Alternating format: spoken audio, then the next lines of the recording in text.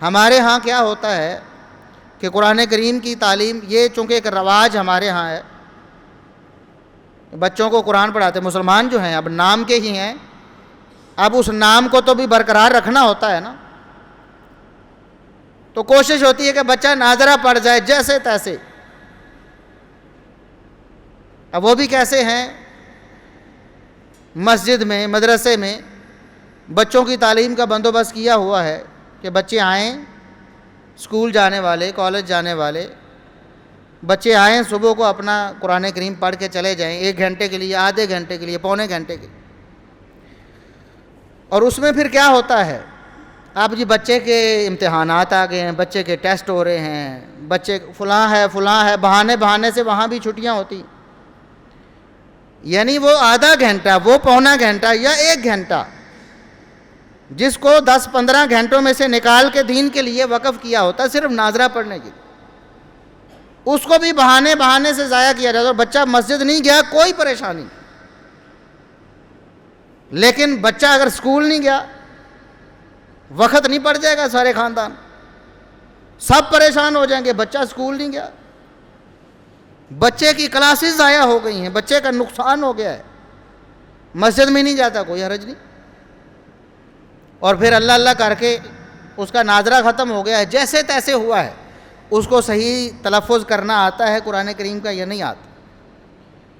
اس نے کیسے پڑھا ہے کوئی توجہ نہیں، بس مکمل کر لیا ہے،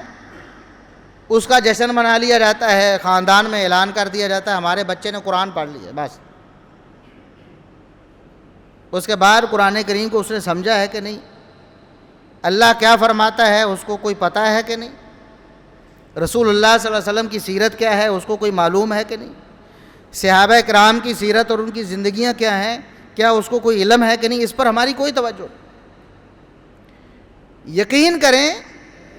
کہ بطور مسلمان یہ شرم کی بات اور افسوس کی بات، میں ہوں آپ ہوں سب برابر ہیں کہ ہمارے بچے کو اگر انگلش کی بک کا ایک اس کی کوئی پوئم ہے یا سٹوری ہے، اگر وہ اس کی ریڈنگ کر رہا ہے اور اس کو معنی نہیں آتا تو ہم پریشان ہیں۔ ہم سکول کے آپ کیا کر رہے ہیں، آپ کا کیسا سکول ہے، بچے کو پتہ ہی نہیں کہ وہ کیا پڑھ رہا ہے، صرف ریڈنگ کرنے سے کیا اس کو کوئی فائدہ ہو جائے گا، اس کو پتہ ہی نہیں کہ اس فقرے کا، اس جملے کا کیا معنی ہے۔ ہم پریشان ہو جاتے ہیں، انگلش کے ٹینس اسے نہیں آتے تو ہم پریشان، گرامر نہیں آتی پریشان ہو جاتے، اور یہ پریشانی ہماری صبح و شام دن رات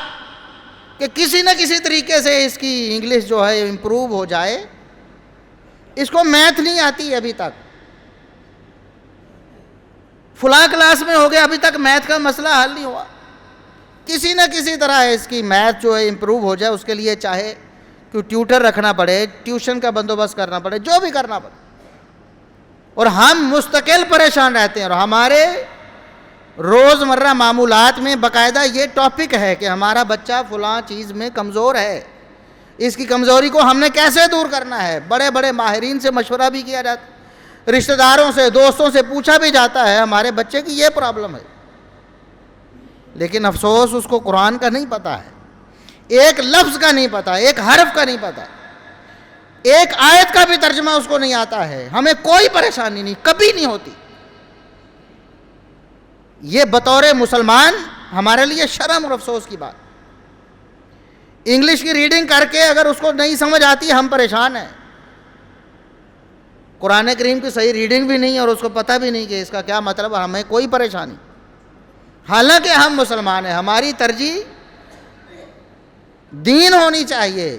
لیکن ہم نے دنیا کو ساری ترجیح دے دی، دین کو 1% بھی نہیں دی۔